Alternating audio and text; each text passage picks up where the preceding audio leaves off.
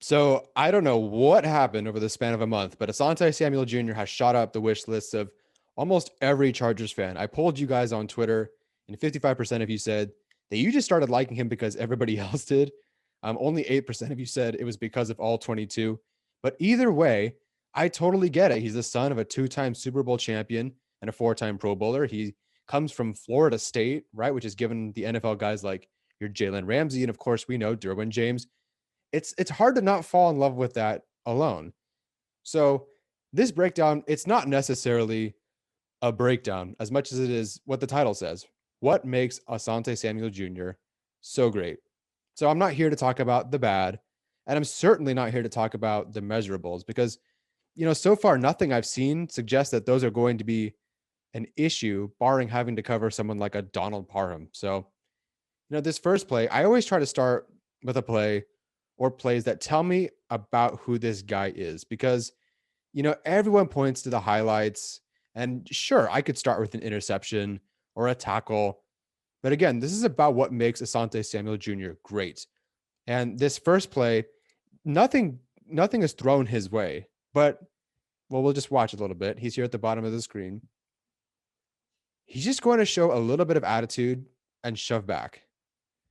Right. And I like that. Does it surprise you that someone with that attitude is also a great tackler, which we'll get into?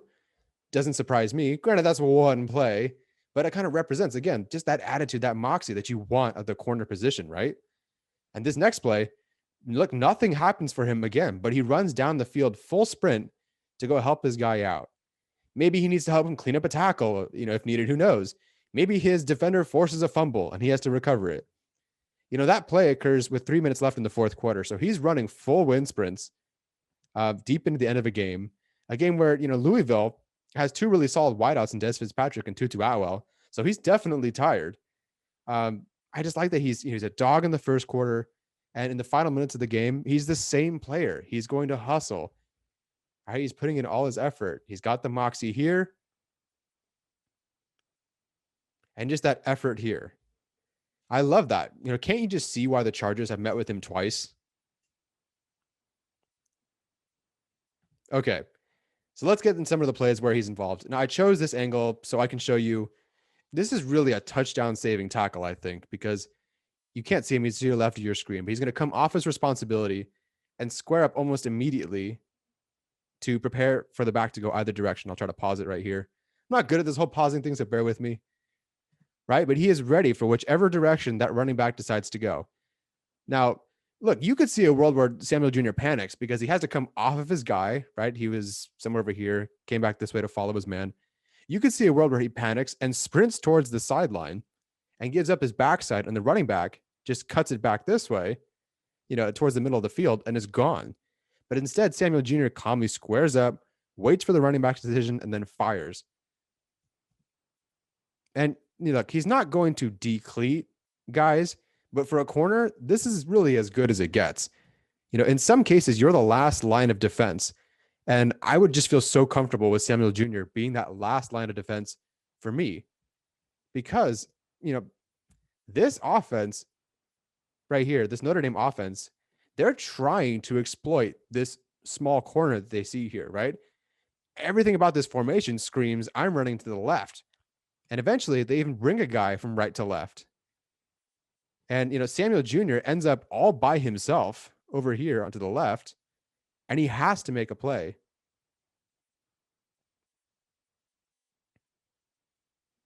And he does. Same thing here. Again, they are trying to exploit him. He's, again, to the left of your screen. I just like this angle better. But they try to run at him. No panic. Make the play. He has a little bit of help, sure. But just no panic, squat low, fire away. I love that. It almost seems like they're trying to take advantage of him. Let's go after the small guy. And he's really just flipping them the bird, right? I dare you to run on me because I'm going to make this play.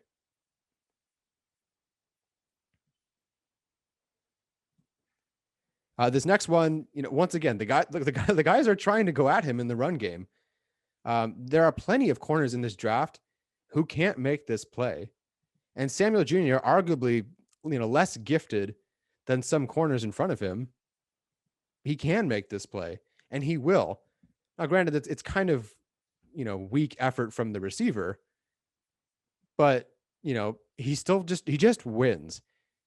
I tried to tell you earlier, right? He's got fight and he's got effort. And here's another difficult play for corners, getting downhill and trying to make a run stop, not just a tackle, right? It's one thing to just make that, and it would be good. Like if he made a tackle, a touchdown saving tackle here at the 35, good for him, right? That's not bad. But he wants to make run stops, right? Within 3 yards of the line of scrimmage. I think that's generally what he gets here.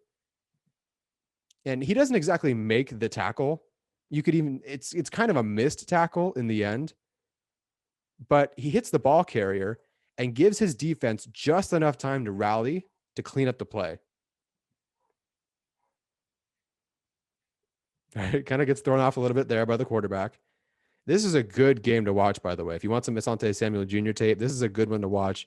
Not because he's perfect, because it's a good battle with the receivers that he goes against. Now, what I also want to see from corners, and he's at the bottom of your screen here, number 26, is route recognition or a comfort level passing guys off to another defender, not getting caught up in traffic, etc. Coverage awareness, right? And Samuel Jr. has that too, and he makes it look so easy. This first play, he's just going to come off his man and pass it off to the safety and jump the route from underneath this receiver here. And look at the quarterback. Where does the quarterback want to go here? Well, now he wants to go deep, but initially he wants to go right to this man. And Samuel Jr. has not taken that away and is prepared to jump this for a pick six if the quarterback's dumb enough to throw it. Instead, Florida State covers this pretty well altogether, and the quarterback has to try to run the football now. The next play, it's just a small addition to the last one. He jumps a route again, and again has a shot at a pick six. He's not even targeted on this play, but if he were, he's taking it to the house. And I just like that comfort of being able to do this, boom, no problem. And that's something that I think Staley would cover so much. It's something that, was it Troy Hill? I don't remember who it was, who had that pick six, where as soon as he knew what the formation was, he was gunning it for where that ball was going to be thrown. And you take it to the house like someone told him what the play was going to be. It's nice seeing a guy who's comfortable in coverage. I'll scroll back a little bit here. A guy who's really comfortable in coverage. And, a guy who got to grow up watching his dad do the same thing, really.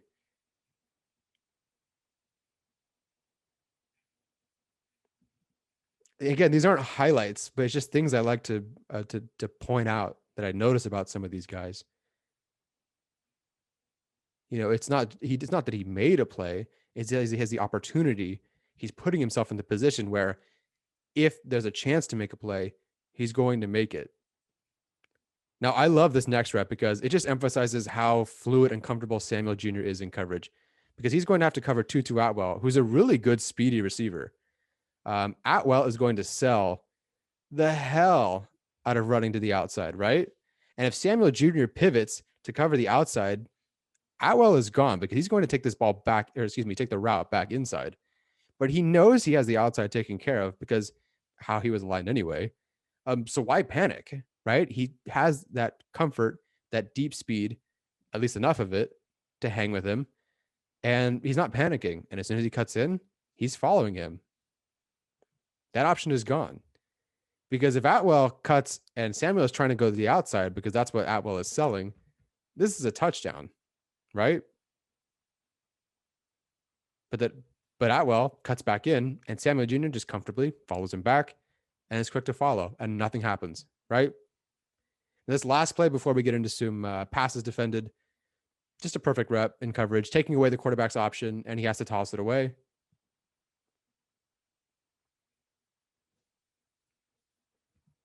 Right, quarterback wants to throw it. Oh, nope, nothing. Well covered by the whole defense, but Samuel Jr., of course, has to toss it away. All right, so now the pass is defended at the top of your screen here. And I feel like everyone starts with these, right? With these highlights, rather than just talk about the how of how he's able to defend these. And so I hope you can see now that, throughout the first minute and a half of the clips I've shown, he has that moxie. He does put an effort. He does have those smarts and general coverage awareness to make these plays. So now let's get into, him actually making these plays. And again, this game against North Carolina was a good battle. He lost some to De'Ami Brown. Yeah, he won just as many. Two good NFL prospects battling who could go in the second round. They could both go in the second round. I'll just let these next plays roll because you get the idea. But I just wanted to reiterate that he just doesn't panic. He just seems to always know what he's doing.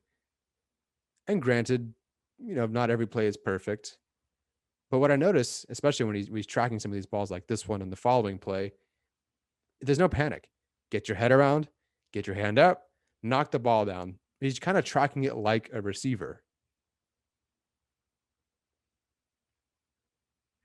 And so knocking him, I get it. Like he's not as athletic as, JC Horn and Patrick Surtain just killed their pro days, right? And we assume Caleb Farley would have done the same. If you put Asante Samuel Jr. in Caleb Farley's body, it's probably, the number one corner prospect. I said I wouldn't talk about those measurables, huh? I don't know. But he just, again, it's just he's so comfortable doing everything. And again, do you see height or speed being a problem here? I don't see it. So, I don't think the Chargers have a shot at him in the second round, but if they took him because he's there, I would absolutely support the move. If they traded up in the second for him, I really wouldn't blink much either, especially if these corners are starting to come off the board. They've met with him twice. Man, I don't blame them. So, here it is, fan favorite Asante Samuel Jr. Do you guys like him? Do you love him? Do you hate him? What I want to know, if possible, if you guys can let me know, what's the max that you would give up for him, if anything? Maybe you would pass on him overall, and that's fine. I don't agree with that. But would you is the minimum or the maximum you would give up that second round pick and that's it? Would you move up for him? And if so, how much would you give up to move up for this guy? But either way, thanks as always for watching. I really appreciate this. If you're still here. Anyway, thanks guys. Take care and bolt up.